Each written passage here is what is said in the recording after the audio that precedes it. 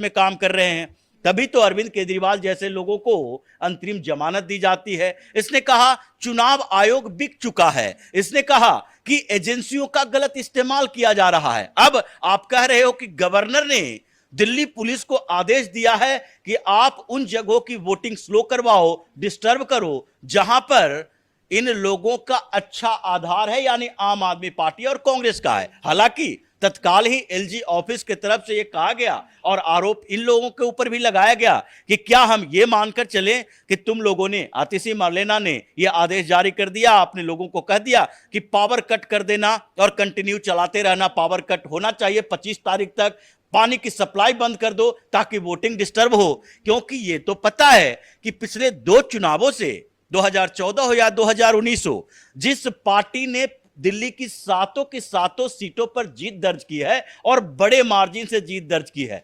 60%, 56%, 55% vote अलग अलग सीटों पर लाया और ओवरऑल 56% वोट मिला है, वो पार्टी जो जीतने की स्थिति में है वो तो डिस्टर्ब करने की कोशिश नहीं करेगी। जो हार की स्थिति में है वही डिस्टर्ब करने की कोशिश करेगी। अब तो सुप्रीम कोर्ट के उन जजों को भी पछतावा हो रहा होगा कि किन लोगों को हमने चुनाव प्रचार के लिए ऐसी स्थिति में जमानत दी है जो कि बाहर जाकर इस देश के खिलाफ काम कर रहा है। यह किसी व्यक्ति के ऊपर आरोप नहीं है, ये एक संस्था के ऊपर है जिसके ऊपर लोग भरोसा करते हैं। और आपने लोकतंत्र का मजाक उड़ा दिया है। आपने कह दिया कि पुलिस ऐसा कर रही है, कल कहोगे कि केंद्र की सरकार है, पैरामिलिट्री फोर्सेस जहां जहां डिप्यूट किए जा रहे हैं, पैरामिलिट्री फोर्सेस को यह कहा गया है कि जहां देखो कि विपक्षी गठबंधन के लिए वोटिंग हो रहा है वहां सबको पीटो, मारो, भगाओ। इन लोगों ने जिस तरीके से फर्जी किया है,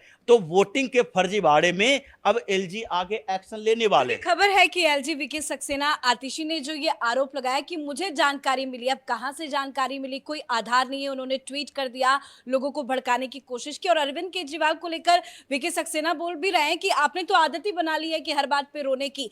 आतिशी पर क्या एक्शन लिया जाएगा? देखिए, वीके सक्सेना वो व्यक्ति हैं जिसने इस पूरे anti Modi, anti India gang को हमेशा से बैकफुट पर रखा है। अभी एक फैसला आया है वीके सक्सेना के पक्ष में। यह आज का नहीं है, दिल्ली के समय का नहीं है, यह 22 साल पहले का फैसला है और वो है मेघा पाटेकर के खिलाफ। ये जो नर्मदा बचाओ आंदोलन करती थी और नर्मदा अथॉरिटी के हेड हुआ करते थे वीके सक्सेना पहले गुजरात में, तो उस समय ये जो मेधा पाटेकर और उनका पूरा गुट है, इन लोगों ने वीके सक्सेना को गुजरात सरकार का एजेंट, दलाल बताया था और पोस्टर जारी किए थे।